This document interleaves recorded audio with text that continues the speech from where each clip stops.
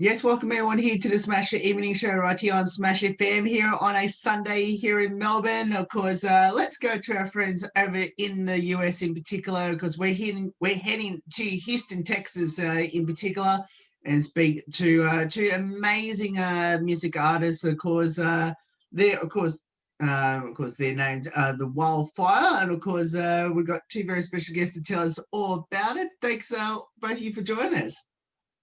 Yes. Thank you so much for having us. We're so excited to be here today. Hello, everyone.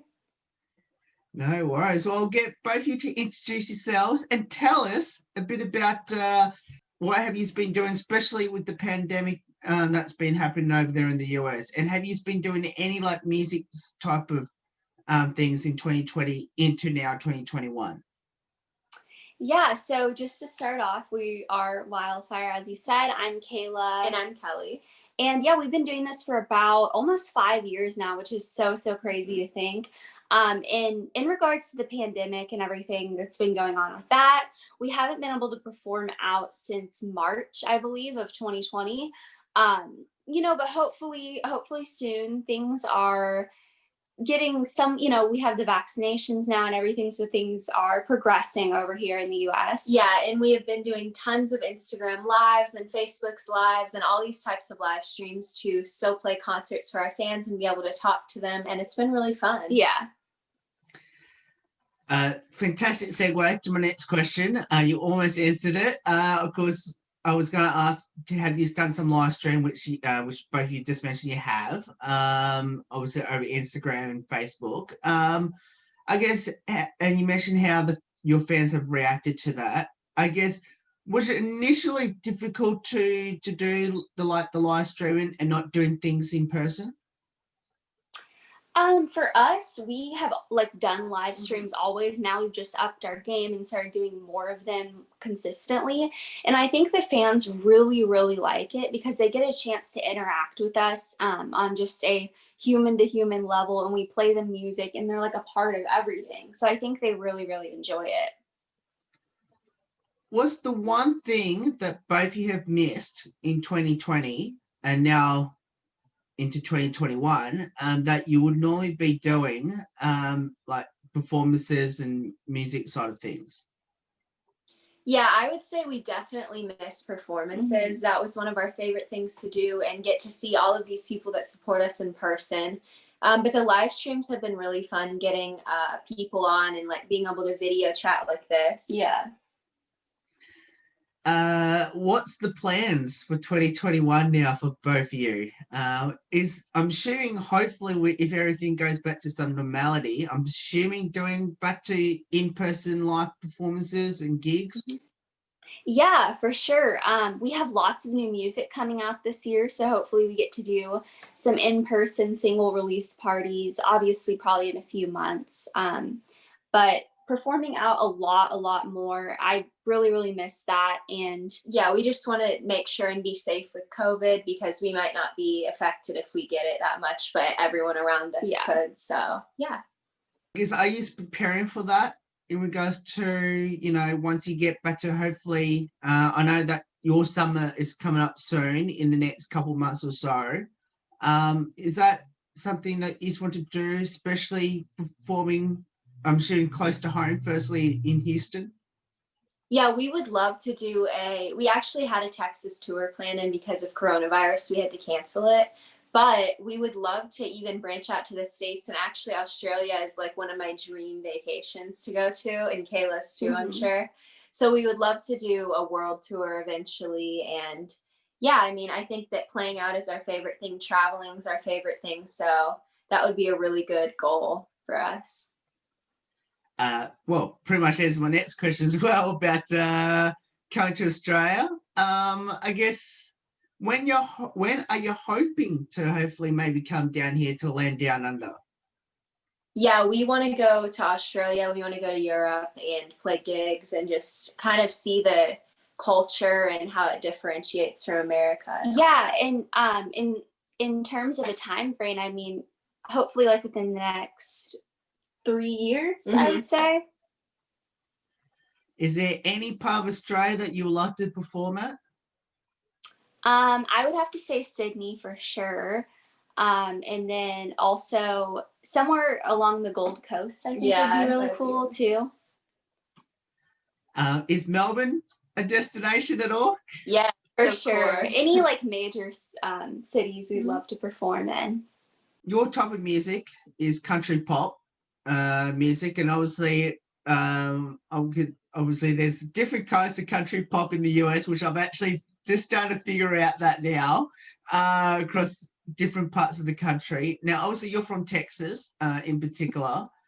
I guess, how popular is country pop in Texas? I think there's a lot of different kinds of music in Texas. In Houston, where we're based, there's a lot of rap, hip hop, and there's a lot of diversity. There's a lot of country too. So I think that pop country is kind of a niche genre, and it's really big in Texas, Florida, Nashville, places like that. Yeah. Well, I was going to mention about Nashville. Is that something you just want to do? And have you performed in Nashville before? Yeah, we have performed in Nashville, and we would love to. We have looked into moving there one day. It really just depends where our genre takes us, or like LA, one of those two places. So yeah, we really love Nashville, and there's a lot of very nice people there that want to help you out. So. Yeah. Now, of course, that is the home of country music there in Nashville. Of course, I've experienced it myself, being over there. I guess. And you mentioned that you have performed over in Nashville. I guess, what's the one thing that you love about performing in Nashville? I would say like the people. It's just it feels like home there, and everyone is so supportive, and it seems as if everyone is just very humble, and it's really fun to kind of perform in front of these people you've seen on the internet but not really like met in real life. Yeah, it's really cool to see that. Is there a particular country pop music artist that you look up to that inspires both of you? Yeah, I would have to say probably Maren Morris. I just think she's such a cool person. Also Casey Musgraves. Yeah, she's so They've good. really like pushed the boundaries of country and even done different genres, and that's something that we aspire to do. So they really, really influence us. Now, you mentioned about Casey Musgraves. Have you ever met her before? If you haven't, and you get the chance to, what would be the first question that you would ask her? That's a good one. Yeah, we haven't met her, so we would love to. And I'd probably ask her if we could write a song together. Yeah, honestly. me too. She's an insane songwriter. Both you mentioned that you got some new music release that's due to come out this year in 2021. Now, of course, I don't want you to completely tell us what it is just yet, but I guess, can you give us like maybe a couple of glimpses of what type of songs or what songs that might be coming out? Yeah, we are super excited about this new music. We have been definitely kind of venturing out of our genre, and we've been doing a lot of pop, a lot more pop, some rock, which is very exciting, some pop rock stuff. And I think our writing overall has improved a lot. Every time we put out new music that we've recorded like 6 months ago, a year ago, we're like, oh, I can't wait to put the new stuff we're writing out. Yeah. So we're so excited because the songs we're releasing now are from kind of a while back that we're just, trying to keep supplying with new music that we know that we love.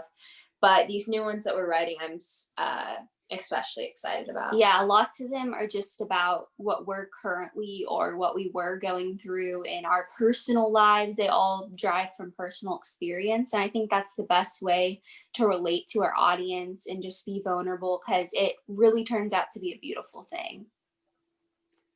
Let's talk a bit about both your music journeys. Where did it all start and why did you choose it? I would say I started doing dance at a very young age at 3 years old, and it kind of led me into musical theater, the genre, and I really liked the singing aspect of it, and I was more so getting the singing parts instead of the dancing parts. So we started taking lessons, and I was about 6 or 7, you're about 8, and our voice teacher actually paired us together for the Houston Rodeo Rockstar Livestock Show and Rodeo show that they have every year. It's like a competition, and we performed together, not thinking it would turn into anything. We just like to sing on our own, And we decided to form a duo because everyone said our harmonies were great. We blended well. And yeah, I think I can really see that today in my younger self. Yeah, and we're best friends, so it just kind of worked out perfectly.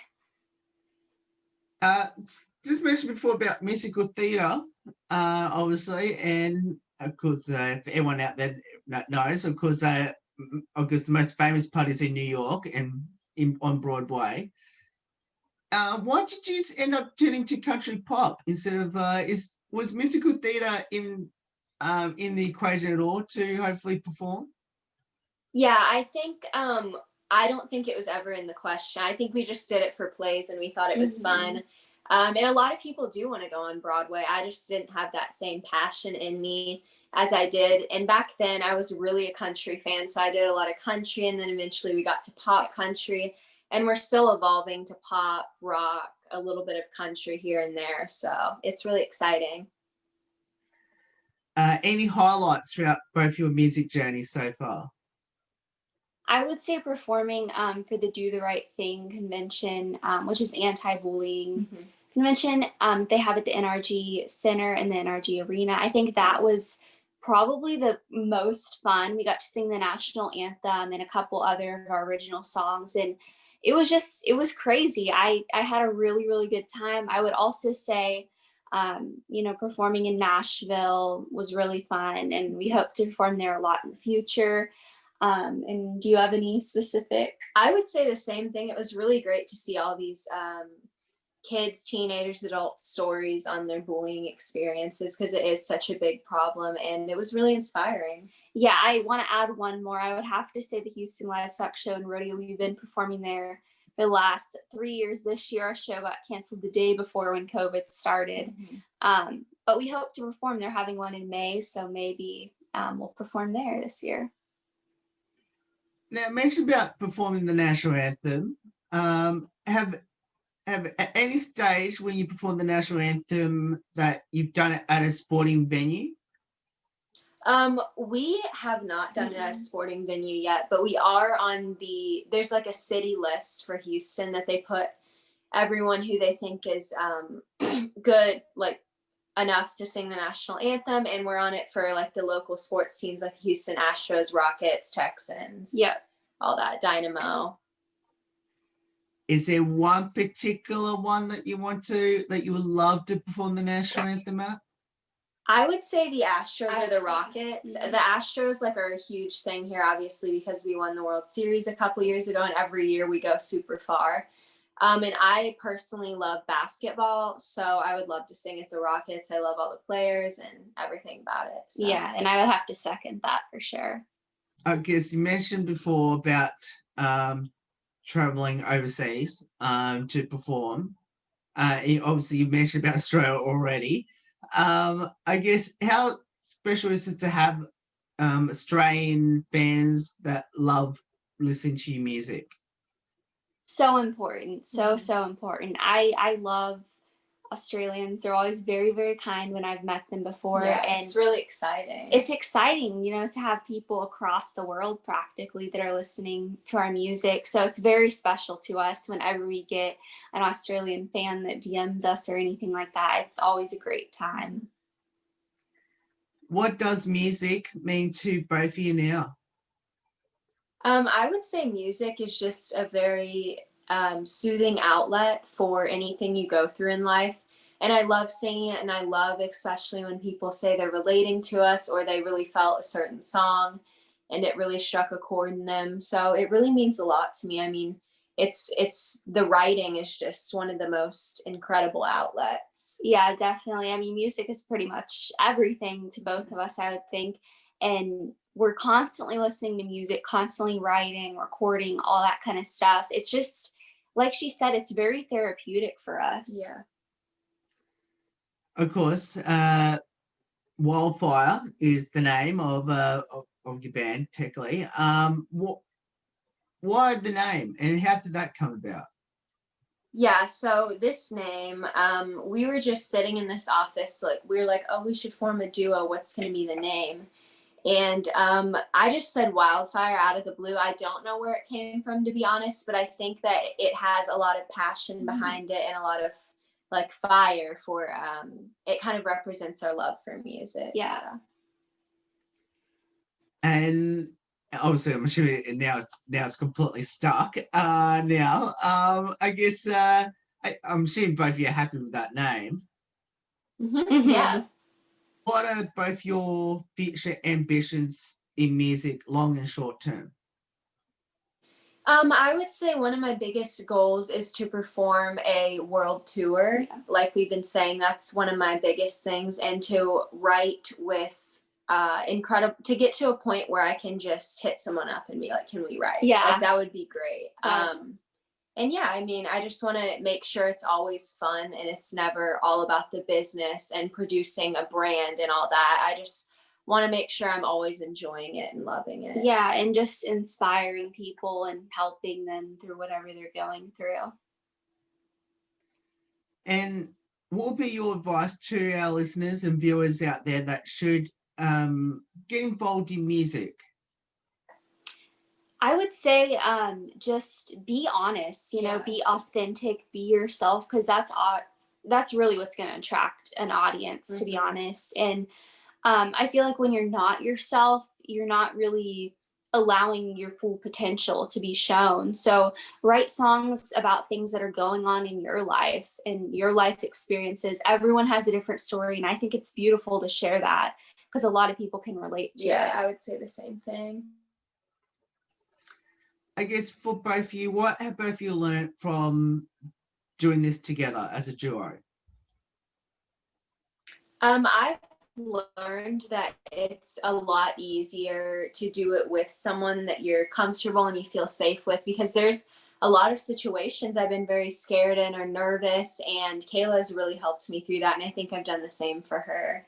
Yeah, definitely. I really wouldn't want to do it with anybody else because we've just always been so close. We're obviously sisters. We're really close in age. And we just have a lot of support and encouragement for each other. And we're always pushing each other to, you know, take that next step and not be afraid. Yeah. How supportive has your family and your parents been to your music journey so far to this point? Yeah, our parents and family, for the most part, are really supportive. My parents are always just doing everything they can to help us, and I'm so grateful for that. It's incredible. And then, you know, our extended family, you know, of course, not everyone understands it, and that's completely fine, all good. But I think, you know, they know that we're passionate about it, and they're just trying to support us in any way they can. Now let's finish off a couple lighthearted questions as well, which is any embarrassing moments on stage? I would say the most, like, we haven't had anything crazy. Probably the most embarrassing thing is when you mess up and think it's a big deal, but really no one noticed. Yeah, that happens a lot. And we're so good at improvising at this point. We messed up so much. There's not a gig where you don't mess up no matter how much you practice. Even like a lyric or something, but no one really notices in the long run. And I think something I've learned in life is like, no one is paying that much attention to you. Yeah, like I always think everyone's just staring at me, like analyzing my every move, but no one is. Yeah, for sure. I would say the most, like, it kind of caught me off guard, and something that I and Kelli, along with lots of other artists, I'm sure do, is when you forget a lyric on the spot, you usually just make something up that fits well because your brain is so programmed to just like vomit out these lyrics basically. So we were singing one of our original songs, and I kind of just had a blank for a second for some reason. It happens. It's totally cool. So I just improvised some lyrics, and then a fan actually came up to me after the show and was like, I noticed on this song that you didn't sing the right lyrics. And I was like, oh, yeah, you know, that happened. Stuff like that. I was like, oh, awkward. Well, answer my next question about have you forgotten a lyric to a song? So I'll move on to the next question, which is, when you introduce yourselves to your fans in live performances, especially I'm sure around Texas, have you ever forgot the venue that you're performing at and you accidentally say a different venue or different location to where you're performing at? I have definitely forgotten the name of the places we perform, but I just refrain at all from saying anything if I know I'm going to forget it. I don't think I've forgotten. I leave that to Kayla. Yeah, usually I can remember those types of things. So I would just say it for Kelly. That's the great thing about being a duo is we can make up for each other's lack.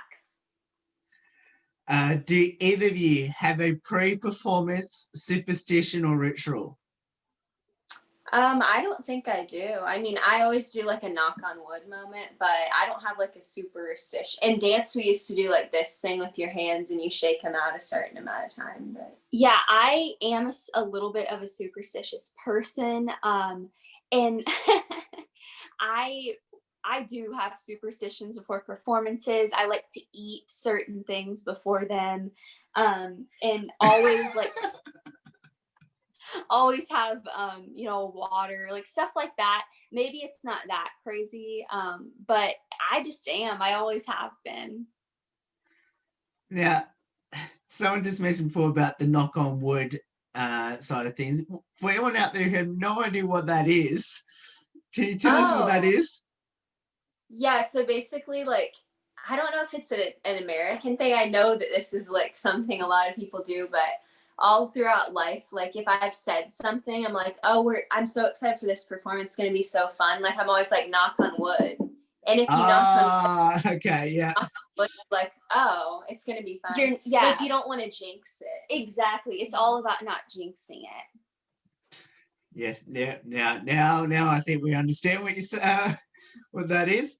And I have to ask, someone mentioned before about in their superstition ritual about, I guess, what food that they eat. Now, I have to ask, is there a common go-to food that you go to? Yeah, what do you eat? I've never noticed that. Yeah, so for specific venues, at the rodeo, we are now both plant-based, but at the rodeo, a couple years ago, I always used to go to this specific restaurant and get this sandwich before the competitions, before the performances, anything like that. And it was just a turkey sandwich with like barbecue sauce. But I had to get it to have a good performance. I was convinced. Yeah, and she actually, this is funny because one of my good friends, Brooke, that I'm still friends with to this day, would come every year when we do the Rodeo Rockstar. And we were doing it, and Kayla said, you all have to eat what you ate last year to me and Brooke. Because she wanted us to go far in the competition. We were like, I guess. I'm not a superstitious person. I do believe that you can jinx things, but that's pretty much it. And I've been doing like knock on wood since I was a kid. Like at every basketball game, I'd be like, knock on wood to my whole team. Yeah. Now, I rarely ask this question, but considering like you both have completely different superstitions or jinxes before your performances, does that drive either of you crazy? We haven't performed in a while, so I don't know if it would still kind of drive me crazy, but I'm sure. Something that drives me crazy about you? No. Superstition. Like a superstition. I would say the food thing is a little weird, but I'm just like, okay, sure.